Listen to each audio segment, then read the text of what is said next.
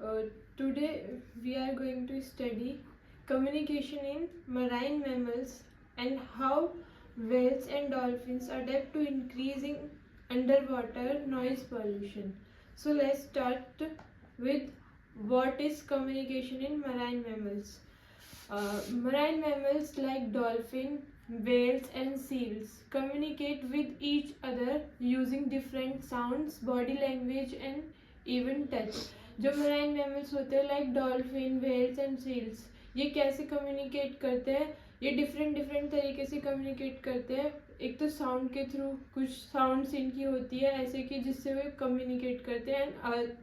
And other type is body language. कुछ body language के ऐसे साइंस होते हैं जिनसे ये कम्युनिकेट करते हैं फॉर फूड या for mating and others. And other is touch. First is sound. How to communicate with sound. Many marine mammals make noises to communicate. जो marine mammals होते हैं वो communicate करते हैं through noise. For example, dolphin use click and whistles to talk to each other. जो dolphins होते हैं वो use करते हैं some clicks and whistles to talk to each other, आपस में बात करने के लिए. Whales, जो whales होती है वो क्या करती है, वो लंबे समय तक गाना गाती है like sing long songs which may help them find mate. जो कि उन्हें क्या हेल्प करता है, जो मेट्स को फाइंड करने में और टॉक करने में टू अदर्स जो कि लॉन्ग डिस्टेंस पे होते हैं, उनके जो मेट्स होते हैं. Next is body language. Some marine mammals use their bodies to show feelings. कुछ मराइन मैमल्स होते हैं जो कि अपनी बॉडी को यूज करते हैं अपनी फीलिंग्स बताने के लिए. For instance a dolphin might jump. जैसे कि आपने देखा होगा डॉल्फिन जब वाटर के ऊपर जंप करती है, इसका सिग्नल होता है कि वो बहुत ही एक्साइटेड है. And other is seal might wave it's flipper. जो सील होती है वो क्या करती है, अपनी वेव को हिलाती है टू ग्रीट अनदर सील, जो कि अनदर सील से मिलने के लिए या फिर ग्रीट करने के लिए. And third one is touch. Touching is another way they communicate specially for bonding. जो बॉन्डिंग के लिए यूज करा जाता है वो है टचिंग. डॉल्फिन ऑफन रब अगेंस्ट. जो डॉल्फिन होती है वो क्या करती है, अपनी बॉडी को रब करती है दूसरे डॉल्फिन के साथ. And some species of whale. जो वेल की कुछ स्पीसीज होती है विल नज और जेंटली टच अदर्स. वो क्या करती है, जेंटली टच करती है और उनसे उनको आगे मेटिंग के लिए हेल्प मिलती है या बात करने के लिए, ये इन सब में इनको हेल्प होती है. अब नेक्स्ट इज मेन टॉपिक क्या है हमारा कि वेल्स और डॉल्फिन्स कैसे अडेप्ट करती है जबकि वाटर पॉल्यूशन वो sorry underwater noise pollution increase होता है, वो कैसे अडेप्ट करती है उसको. Whales and dolphins are highly sensitive. हमें पता है कि वेल्स और डॉल्फिन्स क्या है, हाईली सेंसिटिव मराइन मैमल्स है to underwater noise, relying on echolocation and vocalization for communication and navigation and hunting.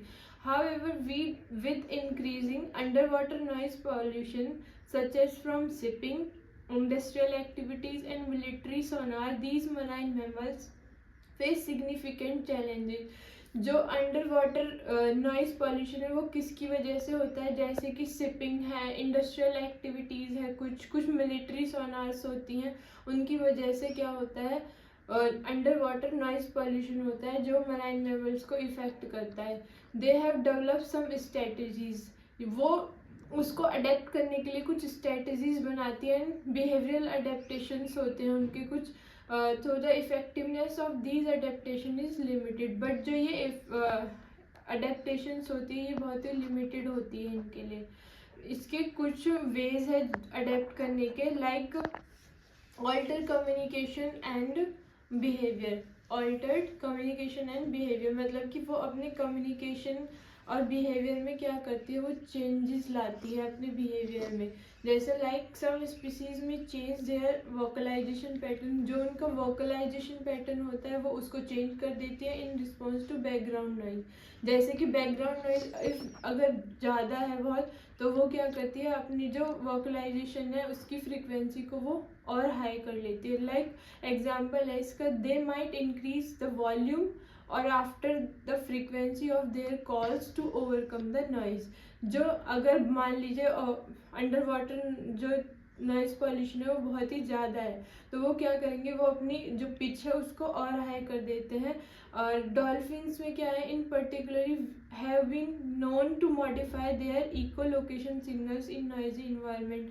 उनमें एक ऐसा वो होता है कि वो अपनी इको लोकेशन के सिग्नल्स को चेंज मॉडिफाई कर लेते हैं इन्वायरमेंट के अकॉर्डिंग। और other one is shifting habitat, जो अपना हैबिटाट होते हैं वो उसको शिफ्ट कर लेते हैं एक और अदर पैटर्न है अडेप्ट करने का। Like in some cases marine mammals में move away from areas with high noise pollution. For example, they may relocate to quieter areas that are less impacted by human activities, although this can lead to a loss of feeding ground or other essential habitat.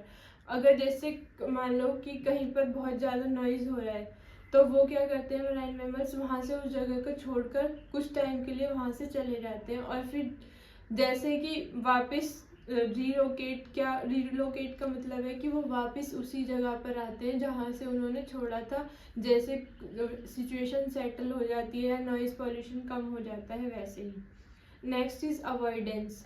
Certain species might avoid areas with high levels of human generated noise. जो कुछ species होती है वो क्या करती है, कुछ areas को अवॉइड करती है। क्यों? क्योंकि हम ह्यूमन से हमने कुछ ऐसे नॉइजेस जनरेट कर दिए जिनकी वजह से उन्हें उस जगह को उनको अवॉइड करना पड़ता है, वहाँ से छोड़ना पड़ता है। This is particularly evident with species that rely heavily on echolocation as noise pollution can disturb their ability to detect prey और नेविगेट। ये क्यों, मतलब क्यों छोड़ देते हैं, क्यों अवॉइड करते हैं? क्योंकि वो उनकी जो सुनने की या अपने नेविगेट करने की, अपने जो शिकार होते हैं उनको ढूंढने के लिए उनकी उस एबिलिटी को क्या करते हैं, वो डिस्टर्ब कर देते हैं जो भी नॉइज़ पॉल्यूशन होता है। इसकी वजह से उन्हें उस जगह को अवॉइड करना पड़ता है। In some cases they may alter their migratory routes to avoid noise regions। और वो क्या करते हैं, अदर केसेस में क्या है कि वो अपने एक जगह से दूसरी जगह माइग्रेट कर जाते हैं इस नॉइजी रीजन को अवॉइड कर। Next one is behavioral disruption. In some situation, whales and dolphins may become disoriented or confused, leading to stranding or other untended behavior. In extreme cases, noise pollution can interfere with their ability to find food, mate or even detect predators. Means कि जो ये क्या करता है, इनके behaviour को disturb करता है। Like in some situation whale और डॉल्फिन क्या होते हैं, अपने कंफ्यूज हो जाते हैं कि उन्हें कहाँ से क्या सिग्नल मिल रहा है और उन्हें करना क्या है उस नॉइज़ की वजह से। और कुछ नॉइज़ पॉल्यूशन क्या करते हैं, उनके जो इतने इंटरफेयर कर देते हैं कि उन्हें अपना फूड फाइंड करने में या मेट को फाइंड करने में उन्हें बहुत ही प्रॉब्लम होती है। Thanks all, that's all about the how whales and dolphins adapt their increasing noise pollution. Thank you.